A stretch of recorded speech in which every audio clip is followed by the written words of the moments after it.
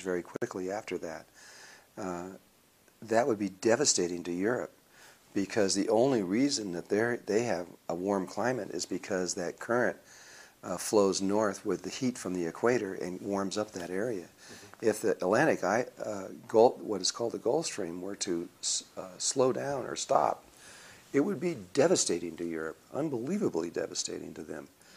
By 2005, there was no doubt this was occurring, or actually 2004, I think it was, when we figured out that we had enough data then that there's no doubt. It was even changing shape because it was slowing down so much.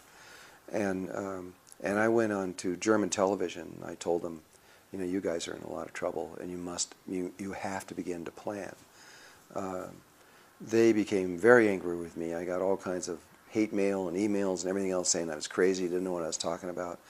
But I got letters from Sir David King, who is the eminent scientist who was under Tony Blair, who said that every word that we were saying was accurate and true, and that he agreed with us, what we were saying.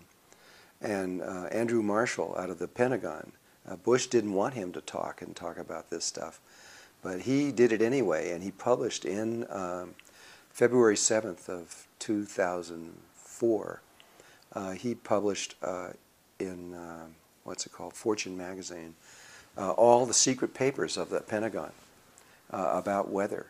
He showed how the satellites had only 30-something years ago of what the North Pole looked like, and it's like this, and then he shows it in 2004, and it's 42% melted. And the following year after that, the biggest ice shelf at the North Pole broke apart. It was an ocean of water, literally melted and broke apart. You see, as these minerals run out and they start causing the greenhouse effect and heating up the oceans, they start melting the poles. And when the poles start melting, the ice at both the North and the South Pole is fresh water, not salt water. And what drives these currents, the motor that drives these currents, is not heat, it's salt. And so if you look at the Atlantic current, it comes up by the equator, and it comes up to the surface, and it's like a hot river flowing on the surface that heads north. And it keeps going north until it gets way up by Greenland, where as far as it can go, and then it drops to the bottom. And what's dropping to the bottom is the salt. And that's what's pulling the water up. That's the motor, is this salt dropping. When it gets to the bottom, it runs along the bottom till it gets back to the north, and the heat rises back up, and then it comes back over the top. So it's a big three-dimensional circle going like this. You might just say a big three-dimensional convection current. But it is salt. Without the salt, there can't be any. And so as the poles melt and the northern currents are flowing billions and billions of gallons of fresh water, the ocean near there, the salt density drops. And so this thing doesn't fall as far, and it begins to slow down. And this is how this works. By May of 2005, I had alarmed Europe so deeply that they wanted to prove it, and England sent their submarines up to where these currents drop, and they actually measured them. They came back shocked to find that the currents had dropped by 80% of their normal flow.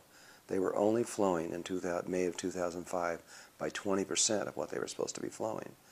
That triggered the entire European Union to come together and say, we're in trouble, because that means that very, very soon the kind of weather that they're experiencing is going to vanish, and it's going to vanish, if you go by scientific evidence, in 3 days. It's going to disappear. And all of a sudden, they're going to find themselves in an eternal winter that they will not see the sun again for 90,000 years.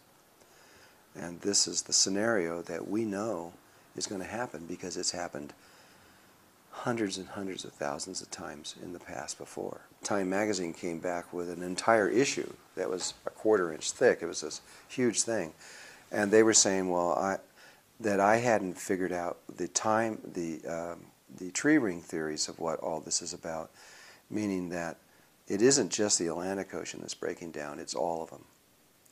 and all the currents are beginning to slow down and from this, and that means something much bigger than what happened in the 1300s. That when that begins to happen, that is a true ice age, global, worldwide. And you know, Al Gore knows this, but he won't. I think he's afraid to tell the truth, because the truth is scary. The South Pole is what's interesting to me, because there's enough ice in the South Pole to raise the oceans a long ways, close to 200 feet or so. And I remember about 4 years ago when Larsen's ice shelf broke off, and that raised the entire world's oceans about maybe a 1/16 of an inch or something. And but they said, it's no big deal. It only was there for 10,000 years. And then those same scientists said, but Larsen's B shelf will never break off because it's been there for millions of years.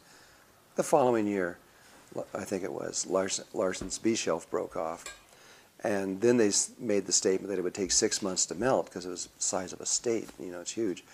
And but it didn't. It melted in 30 or 45 days, I don't remember. And that raised the entire world's oceans almost an inch. But the one that I'm concerned about, and the scientists that I know are really concerned about, is something called Ross's shelf. And that is a piece of ice a couple miles high. And right now it's breaking across the back. And I just spoke with one of the scientists that's working on it, and they're freaked, because these holes are developing, pools of water are melting all over it, and they're going all the way down and eating their way to the bottom, where they're finding it's melting completely. It's just rushing water under the bottom. That water's being forced back up, making bigger holes that are melting all the way down the bottom, forcing more water up, making bigger holes, and they think it's going to break off. If Ross's shelf breaks off, first of all, that's going to cause a tsunami or a tidal wave like this world's never imagined. If you can imagine a piece of ice 2 miles high plunging into the ocean, how high is that wave going to be? And with it instantaneously, it's going to raise, when it completely melts, it will raise the entire world's oceans almost 16 feet. And that's already been scientifically calculated. But 90% of the ice goes in the water immediately and displaces it. So you're going to have I'm just going to guess, about 14 feet of the world's oceans rise instantly.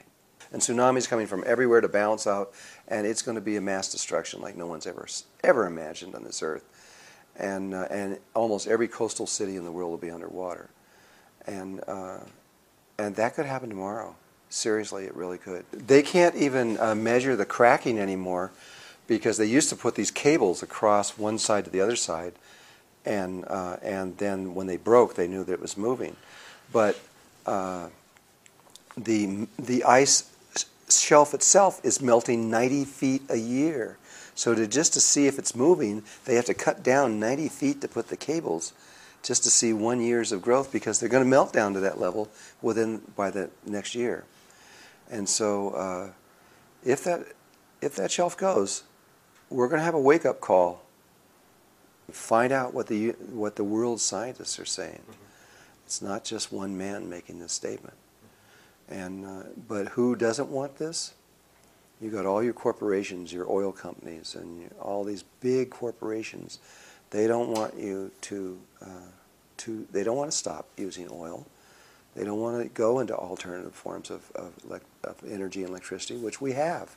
We can replace every single level, and I mean every single level of technology, with technologies that are clean and far better, that would do no harm to the earth at all.